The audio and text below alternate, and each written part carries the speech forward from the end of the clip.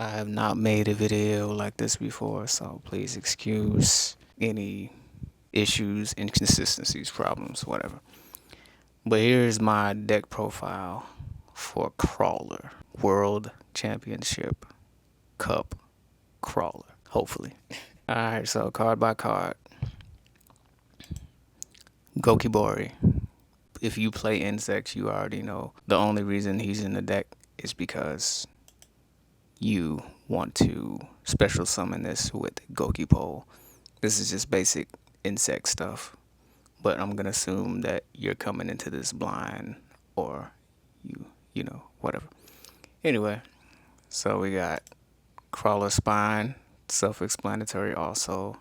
Flip, destroy.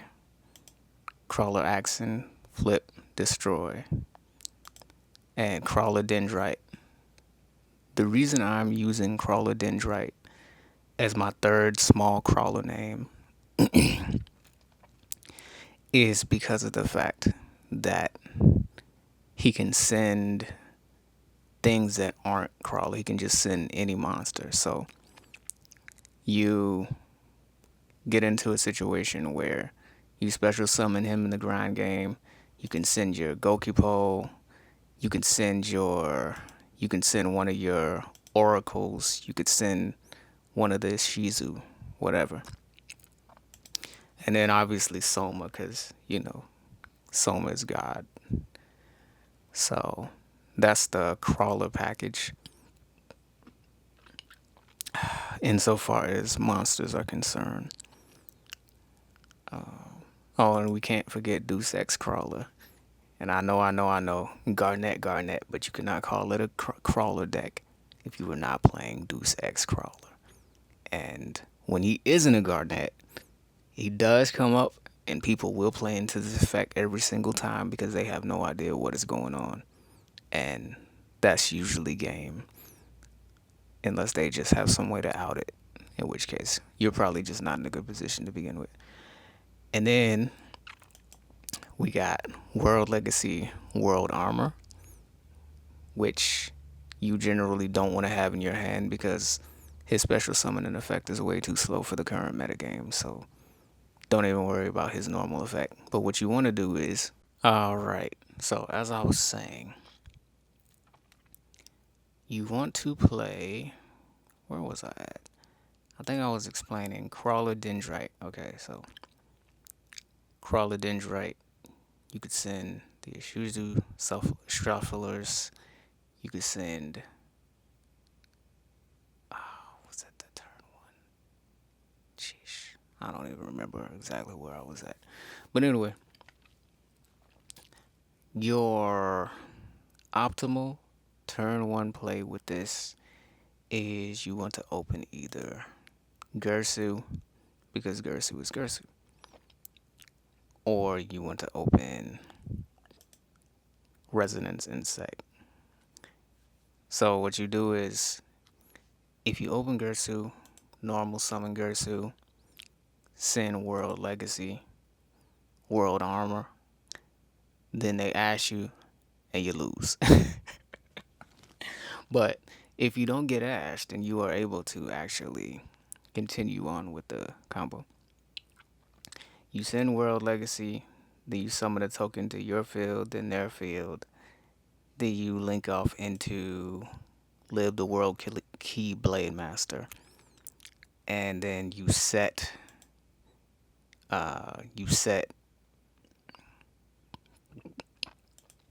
World Legacy Succession.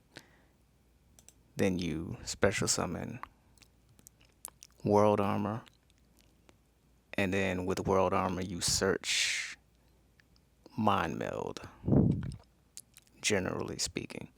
Because once you have Mind Meld either in your hand or in your graveyard, you're going to be able to do magical things with it.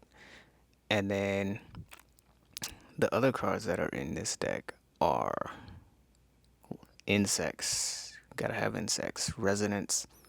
If you play insects, you know that resonance is like the heart and soul of any insect deck. But so you need resonance just for resonant shenanigans. And then B Trooper Sting Lancer because. So here's the thing about B Trooper Sting Lancer and the reason why he's so good.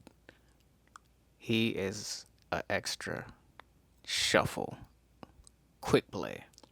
He's a he's basically like a Ishizu that never made it, basically. But in a certain ways, he's actually better than a Shizu because he activates from the hand, and also the way his effect works is really cool because even if they called by whatever insect that you're targeting, he still gets the special summon, and he still gets he still gets the shuffle, and he still gets the special summon, and he still gets the search, even if they called by whatever the target in your graveyard was. So he's just fantastic. Like you can't make insects without him. Then you got Heavy B Trooper, Mighty Neptune. This guy is he saved me so many times in the grind game where for whatever reason your insects have gotten banished when you didn't want them to get banished. You can just have him chilling in your hand, and then once 3 of your insects get banished, since everybody is playing, that card that just banishes your whole deck because of tier element. You shuffle them back into the deck, which is good for recursion anyways, and then you just got a 3,000 beater that can increase any one of your insects by 1,000 at the end of your turn. So that's just fantastic. So let me see, is that all the monsters? And you got the dreaded Maxi, of course. Then you got Retaliate and C, which is also insect shenanigans. You play insects, this is all very redundant, but if you don't, you always want to have at least one of this guy because this guy, you're always going to be able to get to him if you combo off, and he's going to let you search Maxi, which is invaluable because basically without Maxi, I don't think I think it's fair to say that without Maxi, there are not many decks that can compete with the advantage that tier element generates in this current meta. So you always being able to search Maxi can be a win condition in and of itself. Especially because let me tell you a secret about this particular sort of insect deck. If people are trying to call by the grave your Maxi, but they have a monster in their grave, so if you're going second, or even if you're going, let me see, first, and they've already activated a hand trap, but this is most relevant if you're going second because usually they would have something in their graveyard. So if you're going second and you activate Maxi and they try to call by it, you can chain Sting Lancer to put your Maxi back into the deck, which will make their called by the grave miss. Also, you have your other shufflers to do this too, but this is something that comes out a whole lot. So it's not going to save you if you get ashed, but nothing can save you if you get ashed anyways, other than called by. So that's kind of redundant. But anyway, back to the profile. Like I said, let me see, what was I at? Okay, recursion. Then you got the one Nibiru because people think people aren't playing Nibiru because everybody is playing Tier Element. But Nibiru, still Nibiru, he does work. So you always want to have at least one. My rule is if you play Maxi, you need to have at least one Nibiru in your deck. Just in case you run into the odd combo deck. Because it has saved me many times. Like many, many, many times. So that's just a general rule. Alright, I think that's Did I hit all the monsters? Oh yeah, yeah, and Nemesis Corridor, because you're going to be banishing in this deck just because of insect shenanigans or whatever. So it's nice to just randomly, do the Nemesis and then pop out with a Colossus, and they're like, oh man, why is this card banned? Well, all right. Anyway, moving on. That's monsters. Then the spells. These are just staples. Regigi, HFD, card destruction. The reason I like card destruction is because a lot of times it's the perfect ash bait.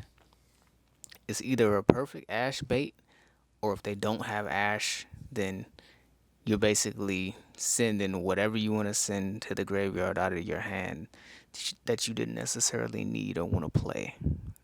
So it works twofold.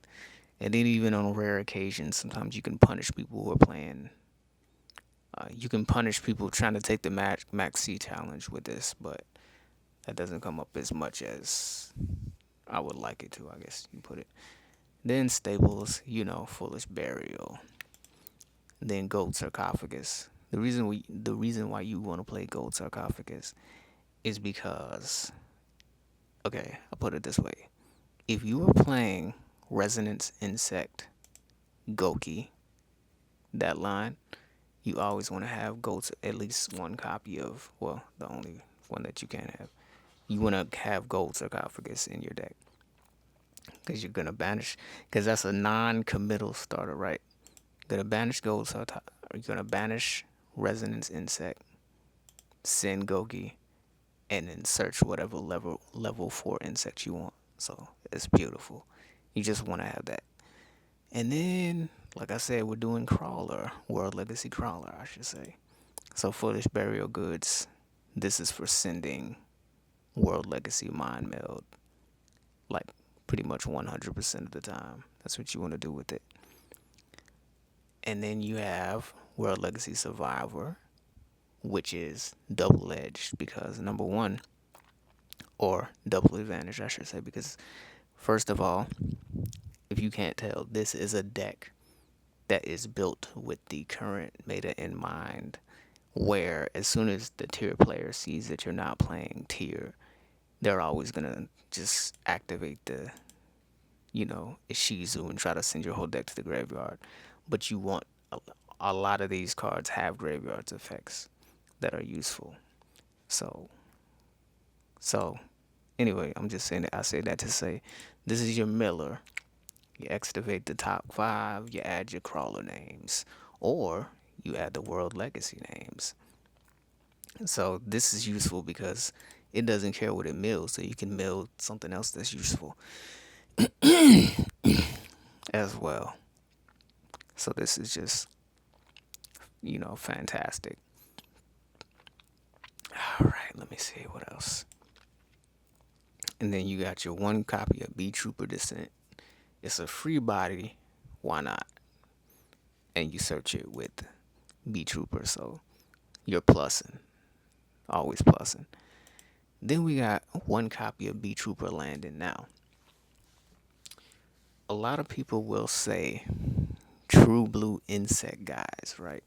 A lot of people will say, why would you ever really want to commit to playing this insect fusion? And I'll get into that when I get into the extra deck. But anyway, the purpose of this within the deck is not just that, but the fact that consider you're going to be milling cards. When this is in the graveyard, the next turn, you can return it to your hand by banishing insects from your graveyard. And in that case, if you have an odd resonance insect in your graveyard, you can use this to banish them. Or other cards, insects that you want to banish, so you can properly utilize B Trooper or what have you, for recursion purposes. So it's just, in a certain sense, it's not always going to be useful, but in this meta where everybody is going to be trying to send your cards to the graveyard, the every second match you have is going to be tier element most likely. So that is what that is. So having this in the graveyard your turn 2 when you're going second can actually be quite useful. So, and then we got Spicy Link into the V Rains. Now, I'm sure a lot of people have never even heard of this card, right? But what this card basically does is, as long as you can link summon something using a card in your hand, you can special summon the monster. And then immediately link summon. And then the link summon can't be negated, and your opponent cannot activate cards or effects when a monster is link summoned. So, how I always tend to end up using this with insects is because one problem with insects sometimes is you have an issue getting two bodies on the field. So, I normal summon something or somehow or another special summon something. And then I link into the V-Rains with one of these insects that generate advantage when they're sent from the field to the graveyard, generally speaking. I mean, it's just useful. It's just useful. If you're playing a Link deck, this is actually kind of underrated of a card. So, and then the secondary effect is if a Link monster you control is destroyed by battle or card effect, while this card is in the graveyard, you can banish the card, add one monster from your graveyard to your hand with the same original type as one of those destroyed monsters.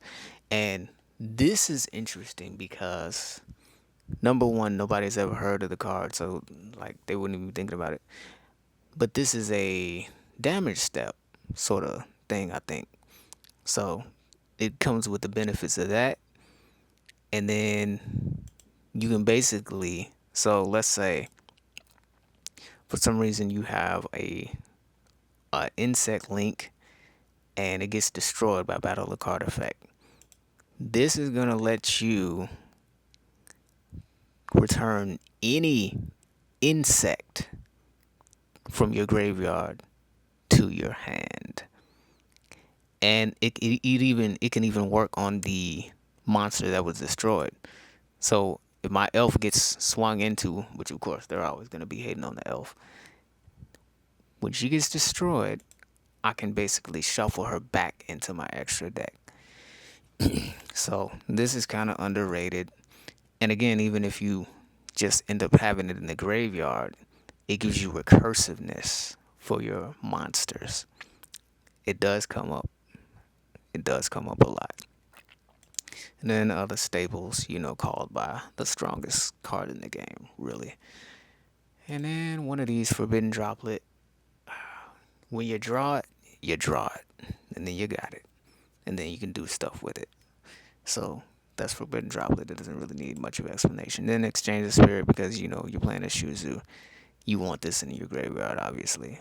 And then we got the Paleozoic cards. So this was inspired because this is basically a Duel Links deck updated to, I guess, what you would call modern times. Because this is basically pretty much my Duel Links Krawler deck with meta relevant stuff in it. So anyway, 3 of these. Why? You'd be like, what is this? All you do is flip a card face down.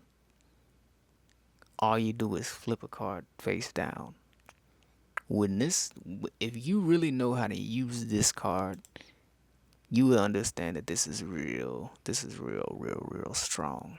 Not only that, but the Paleozoics. When they're in the graveyard, you activate a trap. They come back. They jump back up to the field. And they're level 2, so when they jump back up to the field, sometimes you can go in a Sprite Elf, whatever. It's a body. It's a body and it's unaffected when it comes back. So these are just strong cards that they've been power crept.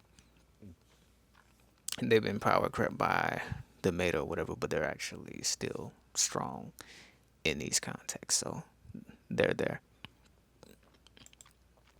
Then you have Paleozoic Dino Mischief. Target one face-up card in the field. Discard one card, and if you do, banish the card that you targeted. So you already know what this is for. Kit Kalos.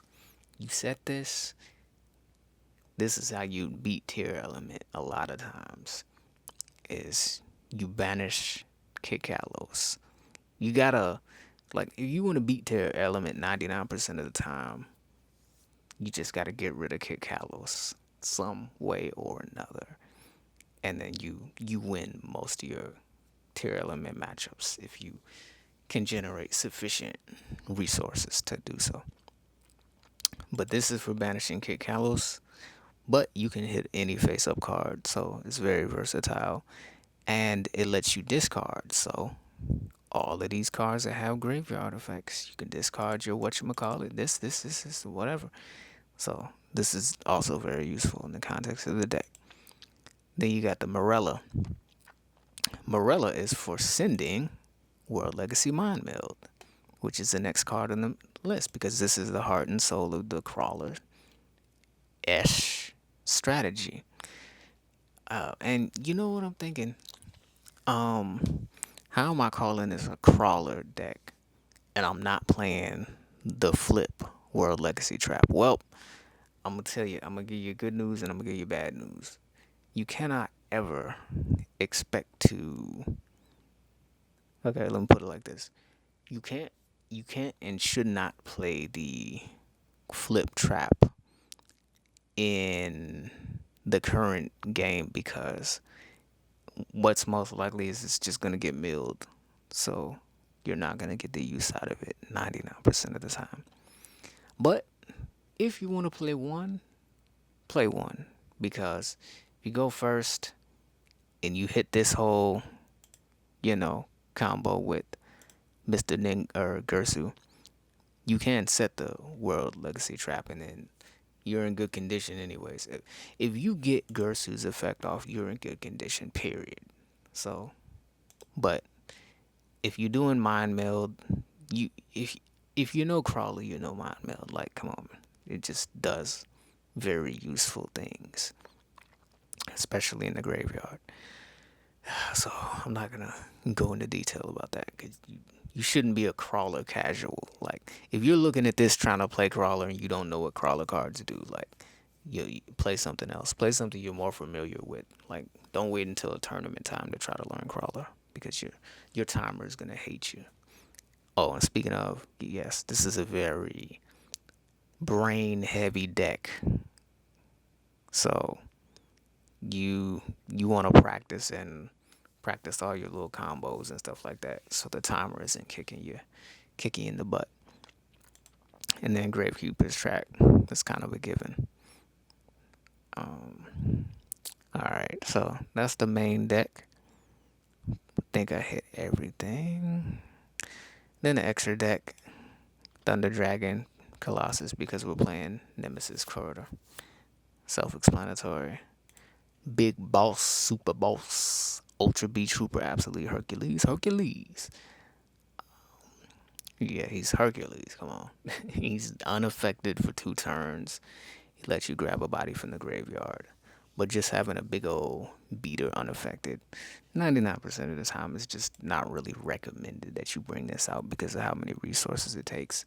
But if you happen to have been max seed, or if you happen to have max seed your opponent and you have a lot of spare resources to where you think it's efficient, or you're playing one of these set 5 and pass degenerate control decks and you just randomly summon this guy who's unaffected by everything, sometimes you can definitely do some magic.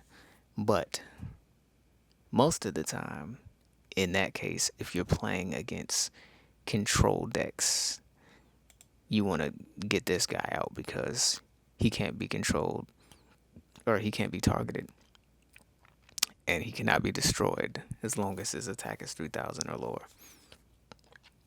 So, you know, I just had the Hercules in here because I'm playing the fusion spell and it's kind of fun sometimes to bring Hercules out. But you normally should not because of how resource intensive he is. And then you have Solomon Great. This is Insect 101. You normal summon either Goki or Resonance, then you link off into this link one, and then you get your searches off of them. That is what that is. It's just useful. Then you got Insector Pacofilina. This is just insect stuff, insect things, you know.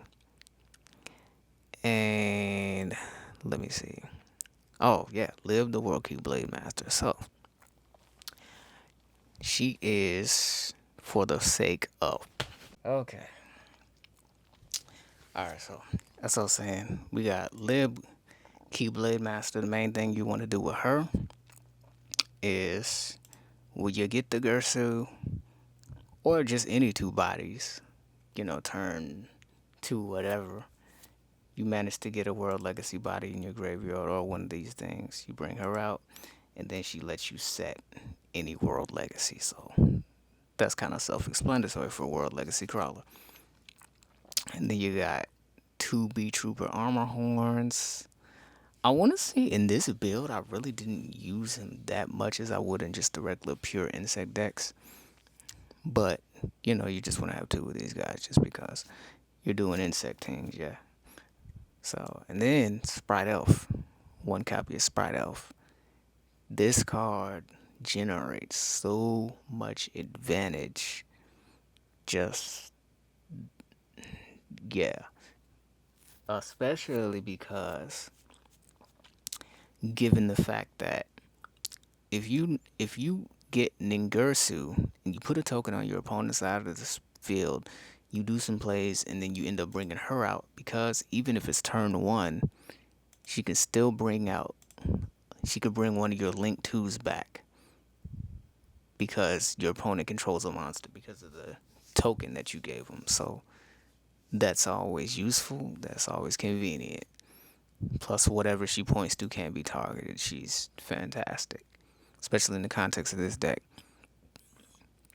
And then you got Nightmare Unicorn. What you usually want to do is you want to go into her, and then you want to go into Nightmare Unicorn, and then that basically lets you spin back 2 cards based off of her effect. When she's sent to the graveyard as a link, she spins back, and then he spins back a card just with his basic effect. So you usually want to go link 2 and then link 3, and that'll let you spin back 2 cards. And because it's chain blocking, unless they called by her, you're always going to get at least one spin, because she's going to be link, she's going to be link 1 and he's going to be link 2. So you usually get to spin back 1, but that's nice for removal of things that you don't want to destroy. So there's that. And then Seraphim.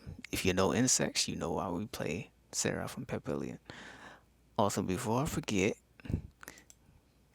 a lot of times, right, because we're doing Max C, right, we can search Max C in this deck, so you should understand that it is a core part of the insect strategy, period, until further notice. So a lot of times when you have Sprite Elf or you have Seraphim with counters, shotgun Max C during the draw phase or standby phase, and if they try to call by the Max C, you can't use this into the main phase, but you can use this in the draw phase. Shotgun Max C, and they try to call by, special summon the Max C, and it's gonna miss. And you can do that in the main phase with her, but you might generally have other targets that you want to re-raise in your main phase. But I'm just saying it's nice to be able to do that. It's always nice to be able to do that. So there's that. Let's see. And then this guy, because believe it or not, you can get four bodies on the field quite easily anytime you get your soma in.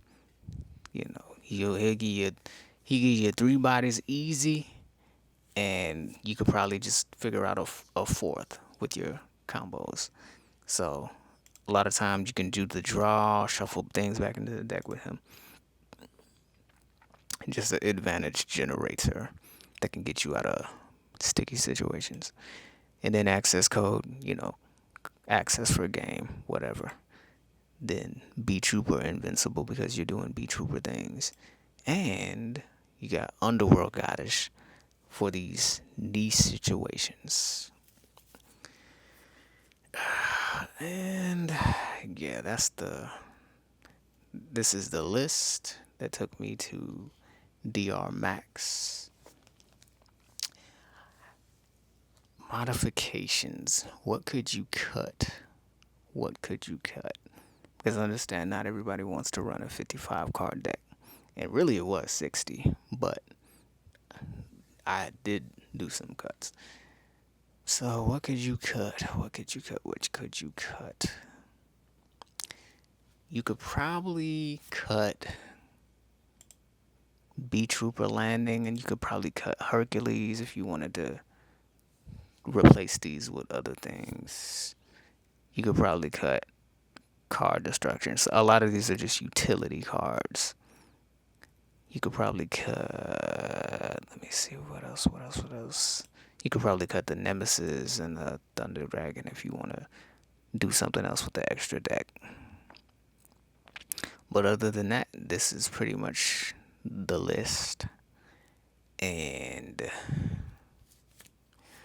if you want to see some actual gameplay, just let me know before I chill out on this whole tournament thing and just chill out until the actual competition. So yeah, that is the profile. Thanks for watching.